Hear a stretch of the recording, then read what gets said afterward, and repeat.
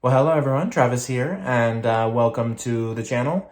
If you're new here, I want to thank you for tuning in, and if at any point you like what you see, be sure to like, comment, share, subscribe, all those things. And if you've been here before, welcome back.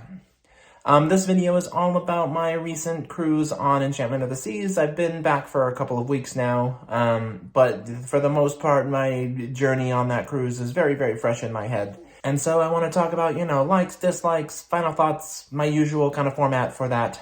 If you've never seen one of these videos before, where I sort of review a cruise that I just came off of, I like to start with the dislikes because then I can end on a more positive note. The issue with that is some people only watch the first couple of minutes and then think I'm a negative Nancy. I'm not, I promise. And actually, this cruise in particular, I had a hard time finding things I didn't like about it. I had a really good time on Enchantment of the Seas, so anyway, let's go ahead and roll right into it.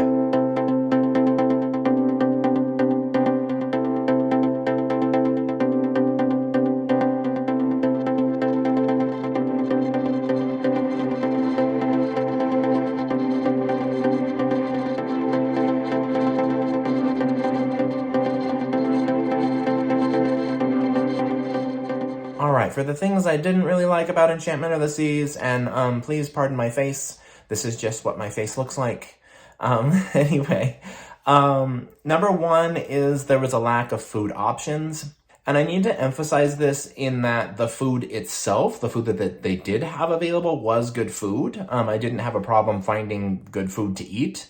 I just feel like Enchantment of the Seas, especially compared to most of the newer royal ships, is just lacking in options. And, there is definitely room for them to add like a Loco Fresh and honestly, just that would be fine with me, but yeah. And then I'm not really big on signature dining, but I think they only have a steakhouse on board, so maybe another one of those for those, people who like those.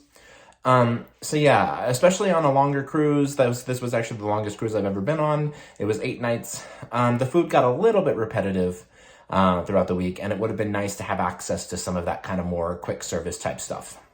The next thing I didn't really have a good experience with Enchantment of the Seas is there just was a general lack of entertainment options.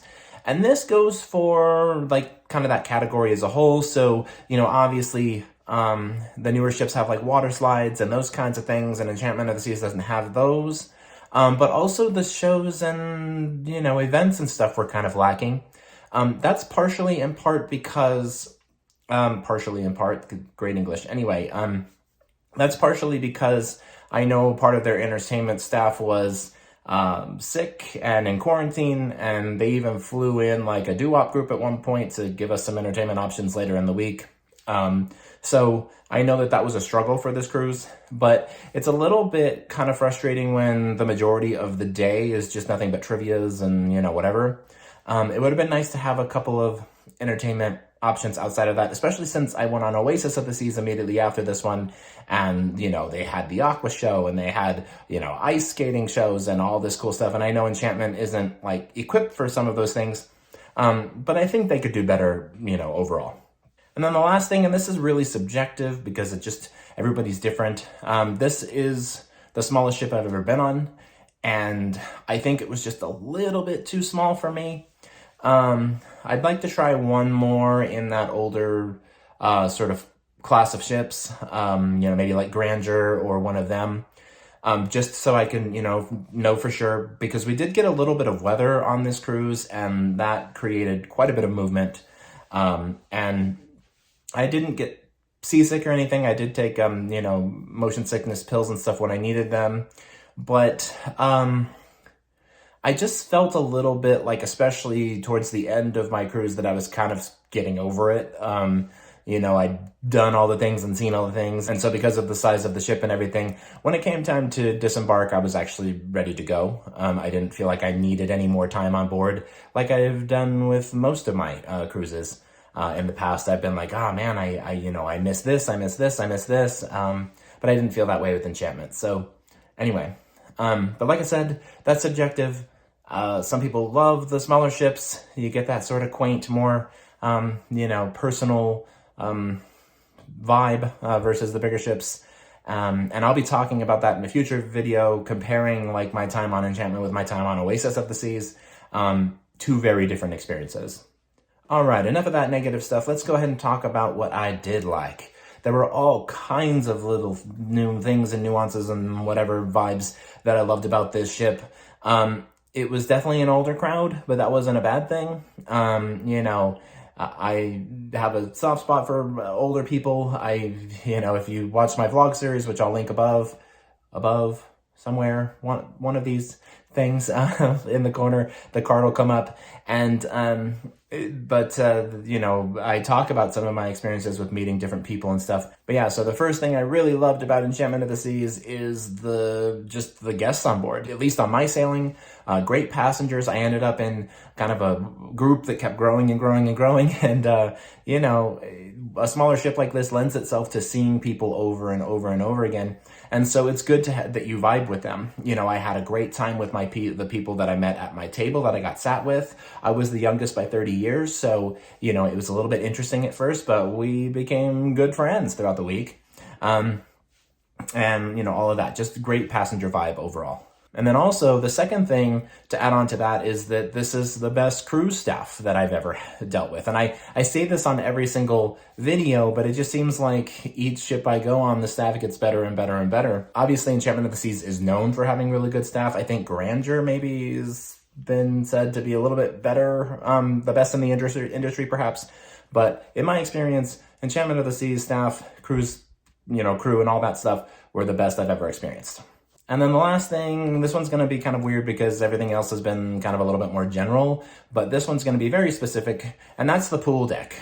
The weather on my sailing didn't allow us to use it as much as I think I would have liked. Even without a water slide complex or anything, that pool deck is awesome. It's absolutely massive, especially for the size of the ship. I mean, you could take that pool deck and put it on a much larger ship and it would still be perfectly adequate. I cannot praise that pool deck enough. The walking track above on the second level of the pool deck and all that is just so nicely laid out. When we did get to use that space, it was a very, very good vibe. That would be a place that I would recommend putting El Loco Fresh. As a matter of fact, there's room for it for sure. Loved the pool deck on Enchantment of the Seas. And then just to kind of close things out, I'll give my final thoughts on, this cruise and whatever. So I've tried MSC Cruises, I've tried Carnival, and I've tried Royal Caribbean. All three very different vibes. I know I keep using the word vibe, but that's a modern way of saying the way that the thing makes you feel. So anyway, I think Royal Caribbean is probably the most comfortable for me. I just have a hard time sometimes with how expensive it can be. This cruise was not very expensive, which I appreciated. But, in general, Royal Caribbean can get pretty pricey. So Enchantment of the Seas and this sailing and the overall vibe, here we go with that word again, was probably perfect for me. Other than I wish I could have had a slightly larger ship with a few more things to do and that sort of thing. Overall, this was a very, very good cruise for me. And if you were on this sailing with me and you're watching this right now, comment down below, say hi, I miss you guys. And obviously, hit me up on Facebook, text me, whatever contact method we have. It'll be nice to hear from you all because, some of the best people I've ever sailed with. But, that's it. That's what we got for this one today. Pretty straight and to the point, I think. Not a lot of negative to say. I did have an issue with the internet at one point, and that was resolved very, very quickly. Like I said, the staff was great. The internet itself was really good once I had it all figured out. But I'm trying to think if there's anything else. That's it. But I want to thank you all for watching. Be sure to like, comment, share, subscribe, all those fun things. We'll talk soon, and y'all have a good night.